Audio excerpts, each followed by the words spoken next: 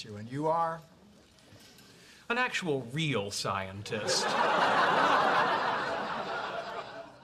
How was that? I can't believe he fired me. Motion sensors involved. No, I meant... The first door closing creates a change of air pressure that acts upon the second door.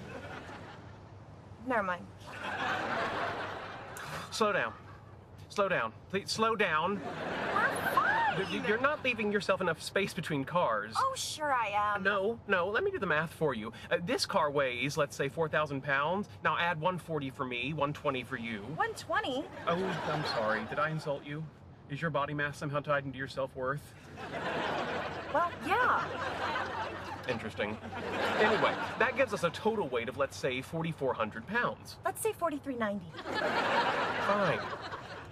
We're traveling forward at, good Lord, 51 miles an hour. Now, let's assume that your brakes are new and the calipers are aligned. Still, by the time we come to a stop, we'll be occupying the same space as that Buick in front of us. An impossibility that nature will quickly resolve into death, mutilation. Oh, look, they built a new putt-putt course. Some value to taking a multivitamin, but the human body can only absorb so much. What you're buying here are the ingredients for very expensive urine. Well, maybe that's what I was going for. Well, then you'll want some manganese.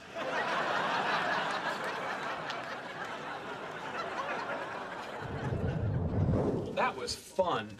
Maybe tomorrow we can go to one of those big warehouse stores. Oh, I don't know, Sheldon. It's gonna take me a while to recover from all the fun I had today. Are you sure? There are a lot of advantages to buying in bulk.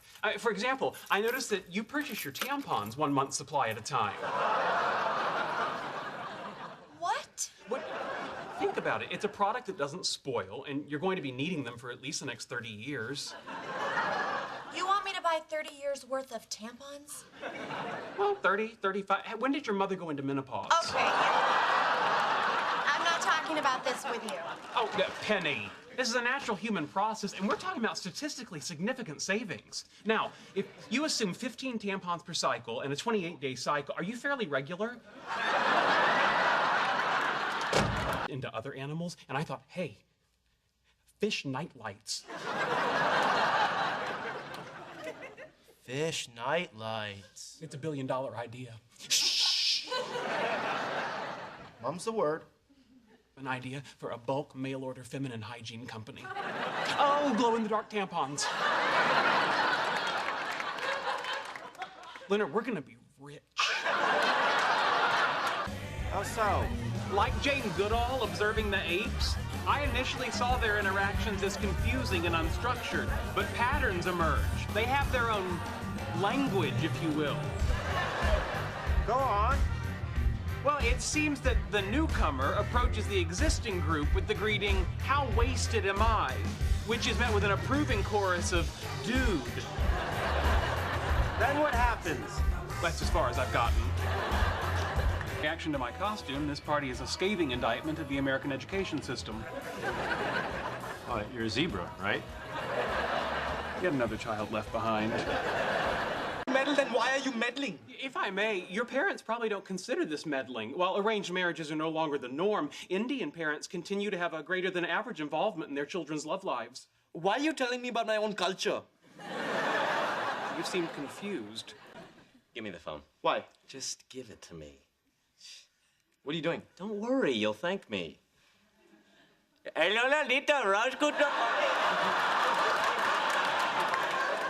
Yes, it is good to talk to you too. So, what are you wearing? Oh, not important. So, anyhow, when would you like to meet? Friday works for me. And I'll call you at a time and place. But in the meantime, keep it real, babe. To life, l'chaim. L'chaim, to life. Life has a way of amusing us, blessing and bruising us. Drink l'chaim to life. I don't believe it. What's gotten into him? Oh, maybe a couple virgin Cuba Libres that turned out to be kinda slutty. Feel lucky, then Sunday walk. Didn't. Hey, you do your experiments, I do mine.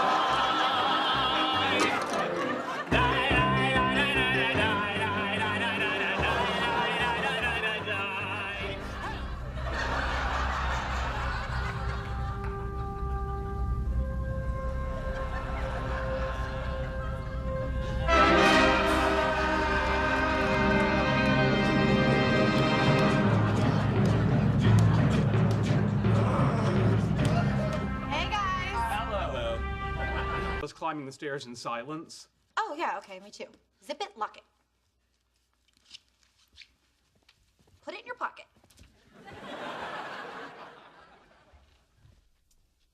So you and Leonard. Oh, dear God.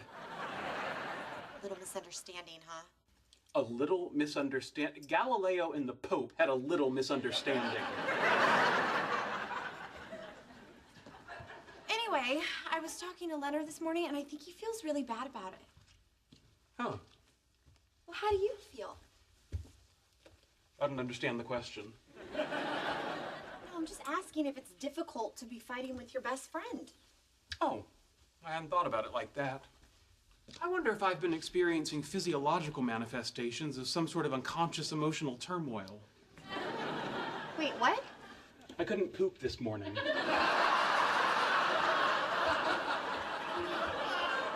should just talk to him. I'm sure you guys can work this out. Certainly preferable to my plan. Which was? Powerful laxative. Okay, so you absolutely should talk to him. Look, I know Leonard values you as a friend, and he told me himself that without your little idea, there's no way he could have come up with this whole experiment thing. Excuse me, little idea? Yeah, I mean, he tried to explain it to me. I didn't really understand it. Of course but... you didn't. He said little idea? Well, no, I mean, not in those words. In what words then exactly? Gee, the exact words aren't really. It's more the spirit in which What he did said. he say? You had a lucky hunch. Hey, Sheldon, I've been thinking, instead of arguing about this, why Don't we you just ever pretend speak that- to me again. What? No, see, the liquid metal Terminators were created in the future by Skynet, and Skynet was developed by Miles Dyson, but that future no longer exists due to Dyson's death in Terminator 2. Okay, then riddle me this. Assuming all the good Terminators were originally evil Terminators created by Skynet, but then reprogrammed by the future John Connor, why would Skynet, an artificial computer intelligence, bother to create a petite, hot 17-year-old killer robot? Skynet is kinky? I don't know. Artificial intelligences do not have teen fetishes. Oh, wait, they use it to look... Too late, I win. Let's go out tonight.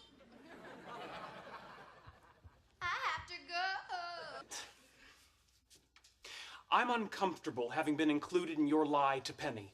What was I supposed to say? You could have told her the truth. That would have hurt her feelings. Is that a relevant factor? Yes. Then I suppose you could have agreed to go.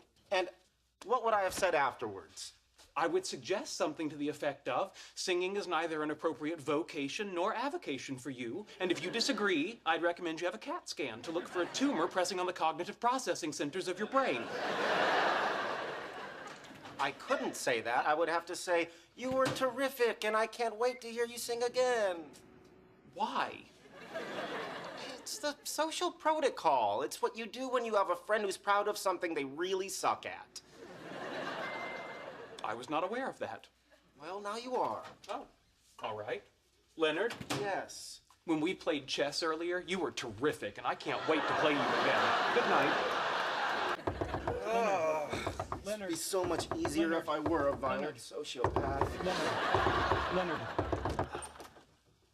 What? I was analyzing our lie, and I believe we're in danger of Penny seeing through the ruse. How? Simple. If she were to log on to www.socalphysicsgroup.org/activities/other, click on upcoming events, scroll down to seminars, download the PDF schedule, and look for the seminar on molecular positronium, well then, bippity-boppity-boo, our pants are metaphorically on fire. Oh, was the worst trip. Everyone got sick over the weekend. Sick? Here we go. What kind of sick? The flu, I guess. But I don't need you to guess. I need you to know. Now, when did the symptoms first appear? Maybe Friday? Friday. Was that morning or afternoon? I don't... Think, woman who blew their nose and when?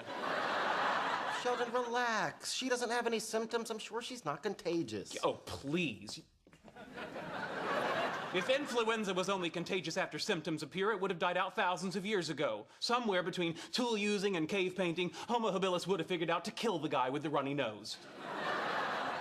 Penny, you'll have to excuse me. What the hell are you doing? I'm making petri dishes to grow throat cultures. With lime jello? I need a growth medium, and someone polished off the apricot yogurt. Here, swab my throat. I don't think so. Leonard, if I'm going to get ahead of this thing, I need to find out what's growing in my throat. Sheldon, you are not sick. This is, but you are not. We have no idea what pathogen typhoid Penny has introduced into our environment. And having never been to Nebraska, I'm fairly certain that I have no corn husking antibodies. Sheldon, don't you think you're overreacting? When I'm lying comatose in a hospital, relying on inferior minds to cure me, these Jell-O cultures and my accompanying notes will give them a fighting chance.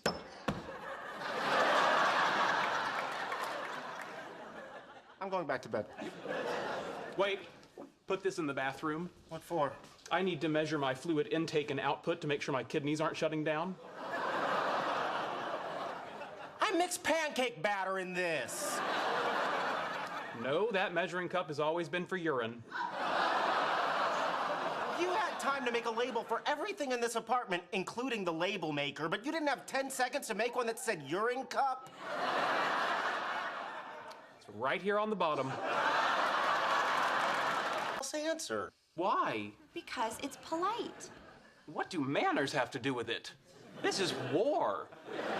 Were the Romans polite when they salted the ground of Carthage to make sure nothing would ever grow again? Leonard, you said I only had to ask questions.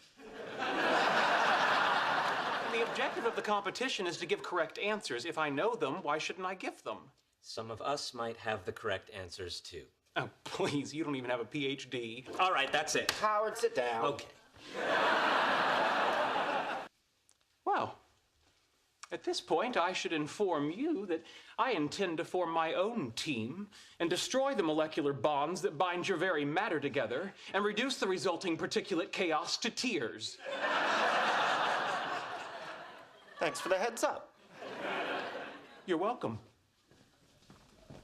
One more thing. Yes? It's on, bitch. So, may I introduce the third floor janitor, the lady from the lunchroom, and my Spanish is not good, either her son or her butcher. And what about your team? What rat have you recruited to the SS sinking ship? Hello, Sheldon. Leslie Winkle. Yeah, Leslie Winkle. The answer to the question, who made Sheldon Cooper cry like a little girl? Yes? Well, I'm polymerized tree sap, and you're an inorganic adhesive, so whatever verbal projectile you launch in my direction is reflected off of me, returns on its original trajectory, and adheres to you.